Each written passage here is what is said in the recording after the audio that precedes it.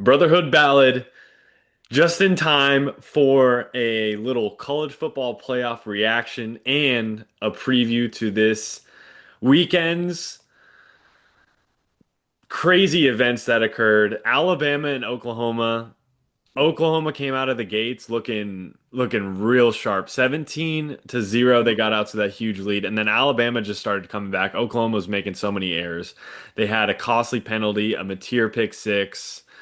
Nothing was going right for Oklahoma. Your thoughts on that heartbreaking loss for the OU Sooners? Well, good thing I'm not a Boomer Sooner fan. Roll Tide.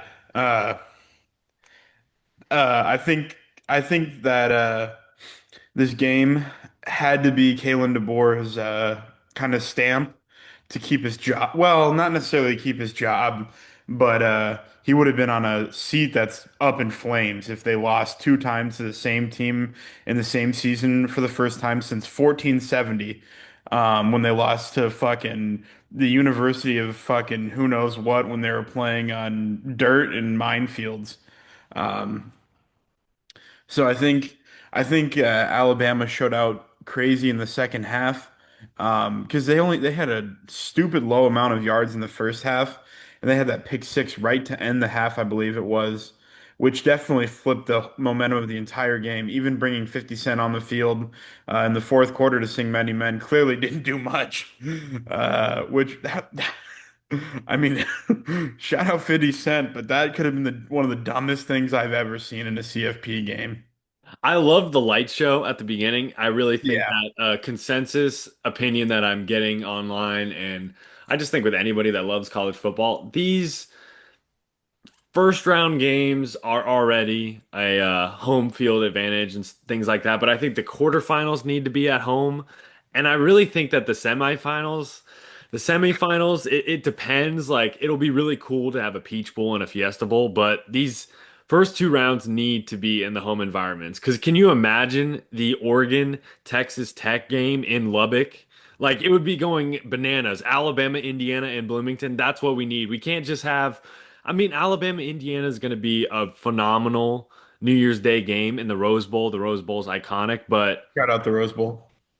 imagine that game in Bloomington. You know what I mean? Like, I feel like you Yeah. agree because I feel like any college football fan with a head on their shoulders can see that two straight rounds of those home environments. I know Oklahoma blew it, but that home environment was nuts. And I just feel really bad for that kicker. You win the Grozo Award. You're the best kicker in the country, and you miss two field goals point blank. I think it looks really bad on not just him, unfortunately, but Brent Venables. That play calling just was terrible. And John Mateer, I feel bad for him too because we were talking about him in Heisman conversations in September and October, and he broke his hand and never really looked the same. So I'm hoping he can come back to Oklahoma and have a good season and put together a run to potentially being a maybe a first round pick, but I think he's definitely a day two quality starter in the 27 draft.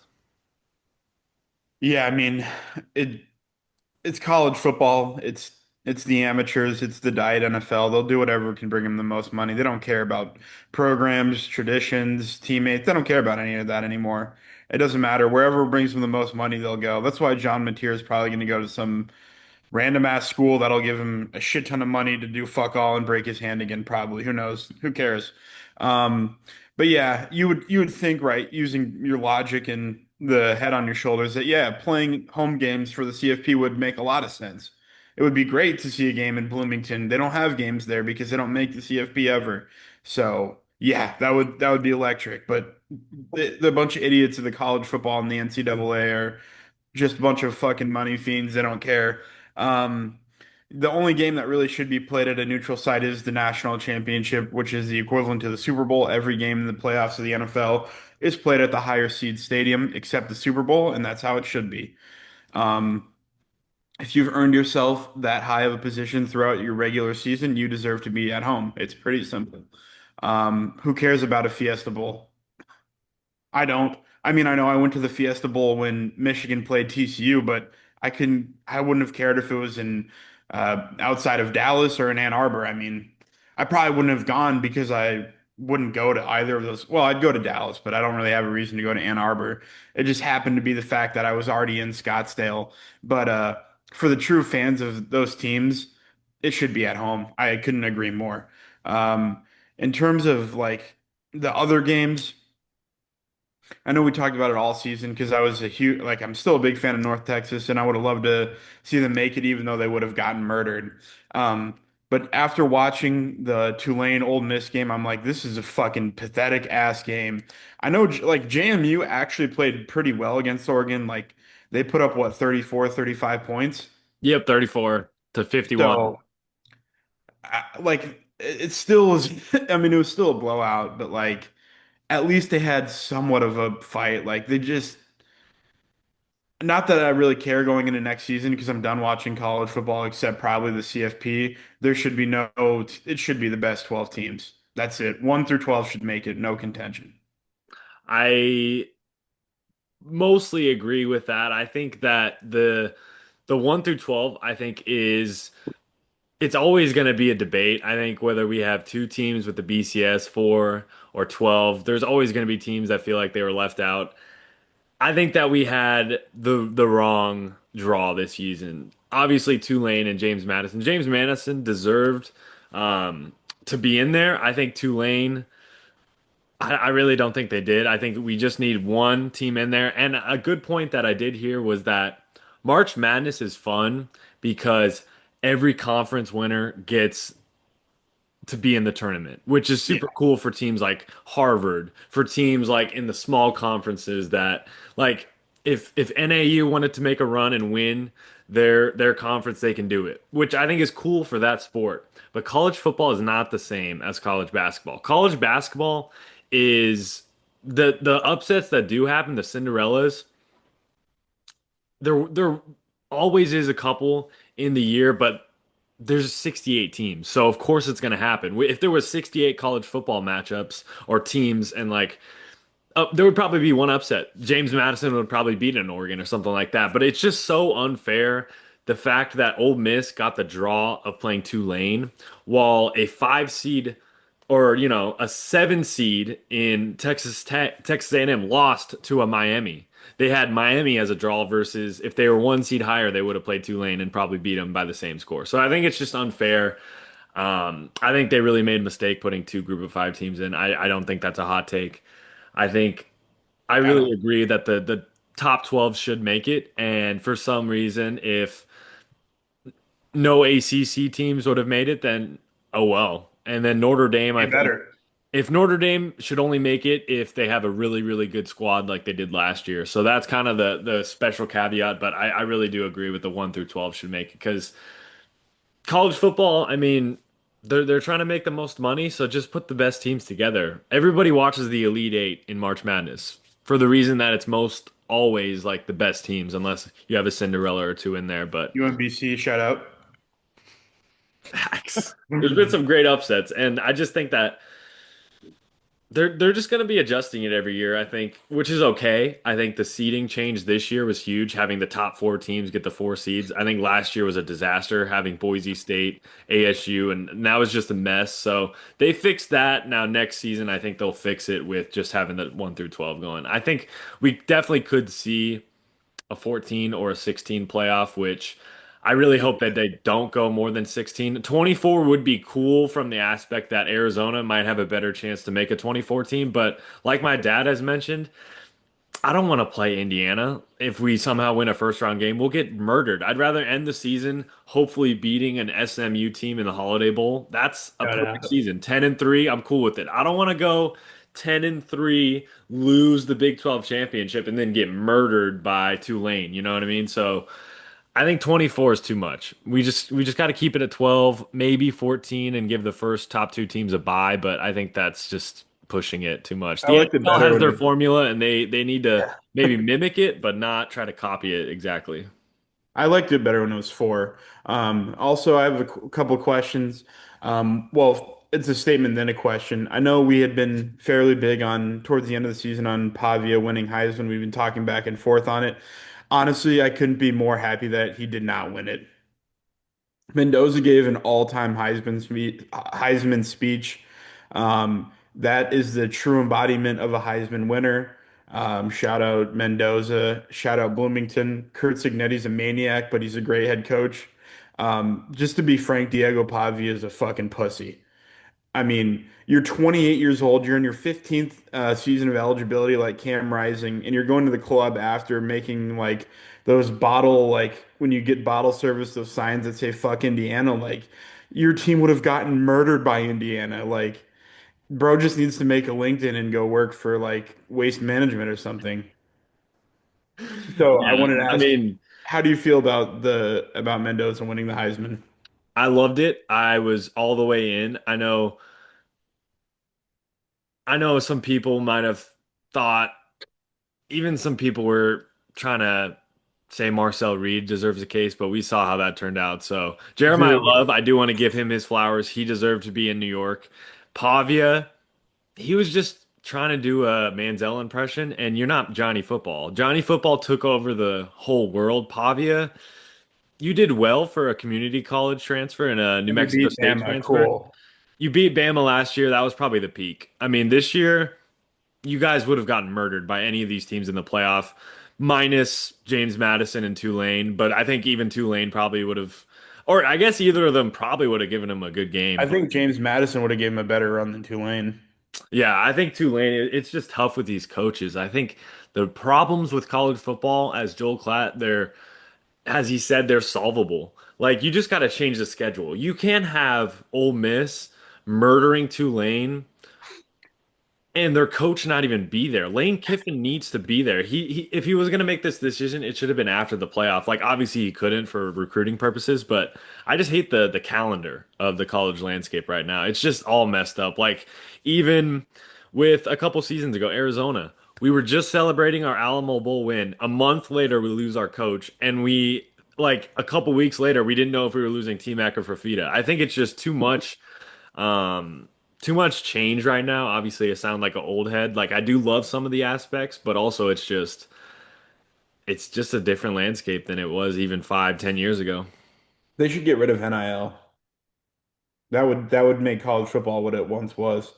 I think the one good thing I would have to say about NIL is it gives more of an opportunity for talent distribution and the fact that players can stay. Like, if Dante Moore really wanted to not really improve his draft stock because he's probably going to be a top three pick. But if he wanted to just make a little bit less money, but still not terribly less, he could just stay and make about 5 million, which I think is good if you're one of those elite prospects. But I just think in general it's really bad for the sport. But that is the one Well, caveat that I'm like, okay, I can see why Lenore Sellers, instead of just going in the draft because that's his only option to make money, he can stay at South Carolina, make a little bit of money, and then improve his draft stock, not just staying for free and then um, potentially going to the NFL. And then if he gets drafted to a team, either staying on the bench if it's a good team, or even on a bad team playing and playing horribly and kind of ruining his confidence. Because with the quarterbacks, the confidence, that's all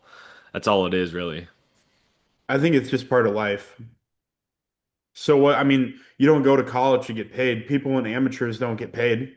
Olympians don't get paid. Why should collegiate amateur athletes get paid?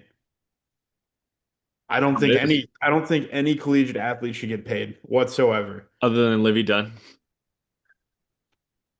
Listen, I'll say it like this. I've said it before. College sports was better when people were getting paid under the table. They really were. It was more fun when SMU got the death penalty than it is for Yeah. paying Also, quarterbacks, and I hate the re-signing. That's fucking terrible. If oh, you I'm tell gonna me that blow a if gasket Fafita on comes Arch back to Manning. Arizona, he's re-signing, get out of my face. I hope Arch Manning fucking breaks both of his legs. Oh, I'm gonna take a pay cut? Oh, fucking pay cut. Your team sucks.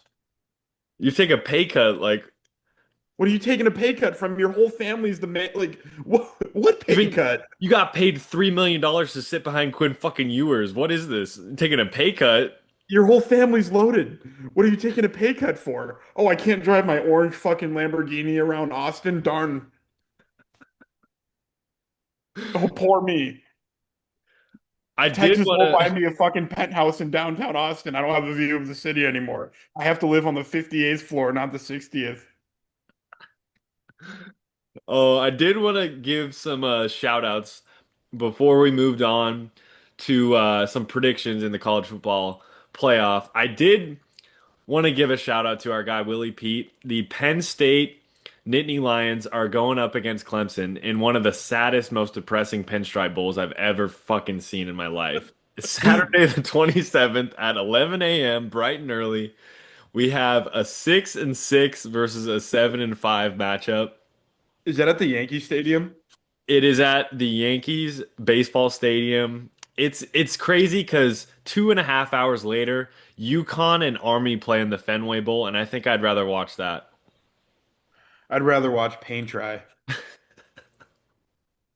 So I did UConn want to give a versus shout out to Willie Pete. I did also the best uniforms I've seen is between the matchup of Georgia Tech and BYU in the Pop-Tarts Bowl. Both teams on their helmet have Pop-Tarts sprinkles on it. I do have to that's give a big badass. shout out. I think it's pretty sick. I think that's going to be probably one of the best non-playoff games. Georgia Tech and Haynes King and BYU Bear Bachmeier. It's going to be a really fun matchup. Who do you like in that one at the I'm not sure where the Pop-Tarts Bowl is, but who It's do you in have winning Florida that one? Florida? because Iowa State played Clemson in the Pop Tarts Bowl like 3 years ago when Clemson, who was there? They had a couple. They had a pretty decent squad. Probably Um, DJU. yeah. Um, the Rocco Becht in the new transfer portal. What's your reaction to yeah that? new Canes employee DJ Ungahula.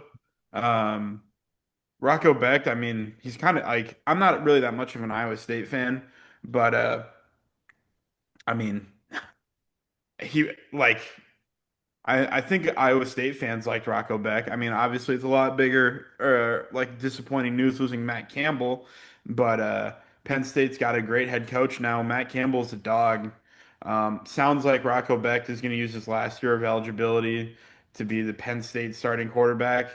We'll see how he can fare against, like actual teams in the Big Ten. Um, so I guess we'll see. But I mean, he really was kind of just your run-of-the-mill standard Big 12 quarterback. And like, there's quite a bit of a talent gap going from the Big 12 to the Big 10. So we'll see what he can do. But I know Penn State has a pretty easy schedule next year, relatively. So I did want to give a shout out a couple more before we hit the playoff preview. Miami of Ohio and Fresno State in the Snoop Dogg Arizona Bowl. I know my dad's excited for that one. It was a Barstool Bowl a couple years ago, and Snoop Dogg, the gin and juice, shout out him and Dr. Dre. I love those seltzers. You know we got to run that up in a sipping couple that weeks. gin and juice. That'll be a fun matchup. It always is at Tucson. North Texas and San Diego State in the New Mexico Bowl. North Texas favored by 3.5. This is a really fun game. I can't wait for this matchup. I haven't watched too much San Diego State tape, but North Texas, they got to go out with a bang while all these changes are coming to the program in Denton. Yeah, I don't think Maker's even playing. That's I mean, that's that's fair. that's another thing. It's a joke. The transfer portal, NIL, coaches leaving. It's just become such a selfish overall like whole entity that I'm glad that I had like a 2.5 season run watching with you. But I can't wait to get out because this shit fucking sucks. I hate college football with a passion. I've actually never gone from liking something to hating it so quick. It's just the money ruins it all. You don't go to college to get paid, and I'll die on that hill. A lot of people don't agree, but I mean, it just like things were different when players would stay at a team for 4 to 5 years, learn a tradition, like grow as players instead of going playing for 5 different teams in 5 years, like that Burger King Patrick Mahomes, Dylan Raiola, who's played for 48 different teams since he started high school. It'll be interesting to see where he ends up because Texas Tech allegedly is already off the table, so his Mahomes cosplay is not gonna reach the final level. Oh I darn. did as we were talking about Pavia, he'll hopefully play in his last game and not sit out for some reason, but I he think he already and said he's sitting out.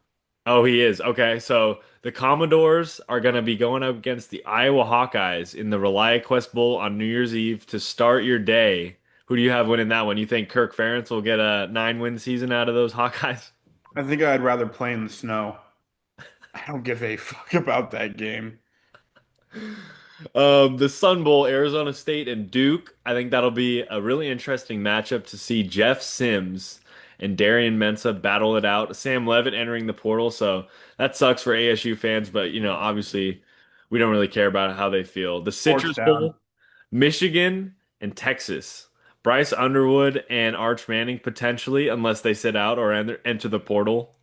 Yeah, they're not getting paid enough to play in the bowl game. Bunch of pussies. I hate both teams. Last but not least, on New Year's Eve night, Miami and Ohio State.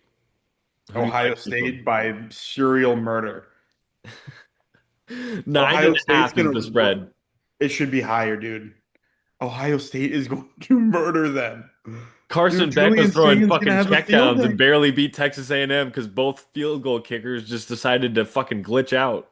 Well, there's also 90 mile an hour dust storms in College Station, so that doesn't help. But Ohio State by murder. Julian Saint's gonna have a field day against that secondary. It So you doesn't got matter. You could have Michael Irvin ripping lines of coke on the sideline like he did against A&M. It still won't matter. he's been quite the mascot for the Hurricanes this season. So you have Ohio State moving on. I do as well in that Cotton Bowl matchup. Really quick, I think the only way Miami of Ohio wins is if the University of Miami wins is if they have a Bella Danger shooting a movie on the sideline. It'll distract the Ohio State Buckeyes. Yeah. I think the only player in that instance that would not be distracted is Jeremiah Smith and Caleb Downs. They're pretty locked in. Caleb Downs is probably the best corner in the draft. He's a stud. He He was is a beast at Bama and Ohio State. So I mean, if that's all you want to say about him, that's really all you need to say. whatever team gets him in the draft is going to have a dog. He has the ability to be generational.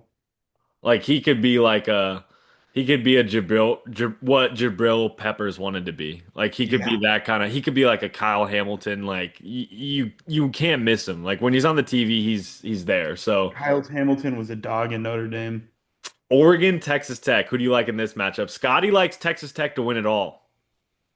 So I'm gonna give a shout out to the Red Raiders. I've got all my red chips in on red. Um, I like I like Texas Tech in this matchup. I think I think their high-powered offense is going to be. I think that's going to overpower the Oregon defense. I really like what they've got to offer on offense. Now, we all know the Big 12 defense isn't played, but Texas Tech does have a pretty solid defense. And I think it's going to come down to if Dante Moore can dice up that defense because if Dante Moore finds a way to turn up that offense, I think that's the key to Oregon winning, but I have my money on A&M for sure. Do you think Jacob Rodriguez should have been a Heisman finalist? Yeah, 100%. You know his wife is like a special op in the Air Force. His wife is a badass. Yeah, look it up. I think it should be also, before we move on, I think it should be the top five Heisman vote getters go to New York because he would have He gone. would I have think made that it. would have Yeah, been nice. he should have been. He for sure should have been in it. Also, talking about the Heisman candidates real quick. I think Jeremiah Love got showed too much. Or yeah, I think he got or was it Jeremiah Smith? I can't remember Love which was a one. finalist. Jeremiah Yes, Smith, I don't think was. Jeremiah Love got shown too much love in my opinion because when you compare him to Johnny Manziel's Heisman winning year, Johnny Manziel had more rushing yards on less carries. And Notre Dame, after the first two games, they didn't have any competition. And in those first two games, they weren't using him. So you can't He really wasn't, I say mean, he was running I for think he's kind 300 of yards overrated. against Purdue, but I think he's kind of overrated, in my opinion. he was I mean, just their whole team. yeah. I mean, when you are that for your team, you're gonna be a Heisman candidate. So, but anyways, we can move forward. I think that'll probably be the the best game by far in the slate for New Year's Day. Oregon and Texas Tech, it's really a coin flip. I think Texas Tech's defense, David Bailey is probably the best pass rusher in the country, let alone for this next upcoming draft. Dante Moore, this is it. This is all scouts are going to be watching this game. If you want to be a top two pick, this is going to be the tape that they're going to watch because this defense tech for Texas Tech is no joke. So Yeah. if Oregon wins, it's going to be because of him, and if Yeah. Texas Tech wins, it's going to be the defense. So I think I would have to take gun to my head. I think Dan Lanning is such a maniac, but I think This Texas Oregon this Oregon Texas just Tech hasn't team. proven it. Also, Texas Tech spent $48 million or $480 billion to buy this team, so you'd hope it would work. I You'd think hope all this money that they spent. the only part I would be a little worried about if I were Texas Tech is last year, the only year we have to go off of for the playoff is all four teams with a bye lost. So Texas Tech might be a little slow coming out of the gates, and if Oregon jumps out to a 14-0 lead, they could be in trouble. But that's the only scenario where I could see Texas Tech, but I think they'll be ready, and I think Texas Tech will win. I would give if I had to give a prediction, I would say 27-24 Texas Tech. I think all the teams. Well, I think Texas Tech is the only team that had a bye this year. Uh, or because they did win the Big 12 championship. Georgia played in it, and then Ohio State versus Indiana. That's right. So I guess they all played in their conference championships. That's right. It was getting close with a couple of them. Like, I know that Oregon was the one that missed out because Indiana and Ohio State did Yeah. play. So Oregon doesn't have that big game. I know that they did have that really clutch ending at Penn State, which now it doesn't look like a great win, but in the moment that was a really good win. So I think we both have Texas Tech moving on, and we both have Ohio State. So for the last two of the quarterfinals, Whoa, Alabama, whoa, whoa, whoa, Indiana. whoa. Oh, sorry. Yeah, yeah, I misheard you. Go ahead. Go Okay. ahead. So Alabama, Indiana. Indiana favored by a touchdown. I don't think there's a chance in hell that Alabama wins this. I actually disagree with you entirely. You've I got think Ty Big Daddy Simpson pulling up. I think Gunslinger's ready to play. And here's my thing. Ryan Williams has been a joke all season. I mean, 13 drops, I think. he went from arguably a Heisman candidate as a freshman to just like turning into SpongeBob.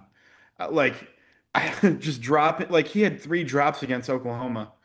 I think if he wants to get his name back out there as like a top wide receiver, now is the time to do it. Because imagine him versus Downs and he just like does the unthinkable. I wish I could delete him off my college football 26 screen with Jeremiah Smith. I wish I could delete him and put in Pavia, put in whoever else, put in Fafita. I don't care. I just don't like if you're gonna have 13 drops, what are we doing? Like if you're supposed to be this great, Jeremiah Smith blows him out of the water. Like it's not even close. They were like 1-2, pretty close last season as star freshman. Now it's not even close. Jeremiah Smith just leaps and bounds beyond. Here's my key to Alabama's success. It's the offensive line. I think all but one of their offensive linemen were five stars coming out of college or out of high school. I think if Alabama's O line can give Ty Simpson enough time in the pocket, I think it might be something that Ohio State should be a little bit scared of. I've got Alabama in an upset. So I know we aren't previewing or talking about the NFL, but we do have a Mendoza Bowl situation happening this weekend between the Raiders and Jets. If, either scenario, I did have a question. Mendoza, how do you think he's going to be as an NFL quarterback? Do you think he will be a Josh Allen type, or do you think he'll kind of struggle? How do you think his career plays out? Like, how is Mendoza going to be viewed in 10 years? I think if they treat him, not treat him right, if they develop him the right way, and that's the problem is like when you get drafted number one overall, there's really no time for development. It just sucks because I think him getting drafted, top two probably is going to ruin his NFL career because you force them into the fire right away. There's no time for development. It's boom, you get there, you get drafted, and then you get straight to work. I wish he wasn't. that like I'm happy that he's good, but I wish he was not that good because he deserves to be able to like develop under a really good quarterback. Like imagine if the Colts drafted him and like Philip Rivers was who was developing him, it would be a gold mine. I think Fernando Mendoza, this is a TikTok clip. For Fernando Mendoza to succeed, the two scenarios that we have with the New York Jets and the Las Vegas Raiders. For the New York Jets, he's going to be labeled as the savior in New York, and that's not going to be good for him because that's a Nope. lot of pressure. And if the Raiders lose this weekend, it's going to be Tom Brady is going to make this kid Tom Brady 2.0, even though there's already Drake May out there. But I think it's going to be Pete Carroll. It's going to be like, this is our guy.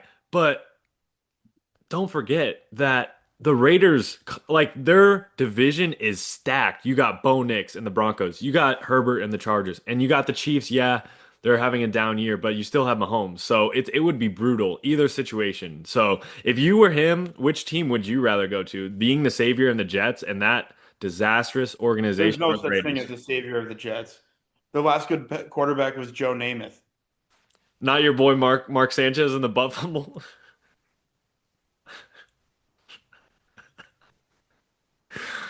Wasn't Sam Uh, Darnold a Jet too? yeah, but he was so bad as a Jet. So was Sanchez. Go Trojans though. Shout out USC. Um, but yeah, I think I'd rather go to Vegas probably mainly because Brady's the minor or a minority owner of it. Hmm. Uh, Obviously, that would be a lot better because Brady could get involved with some aspect or hire the right people to have him coached.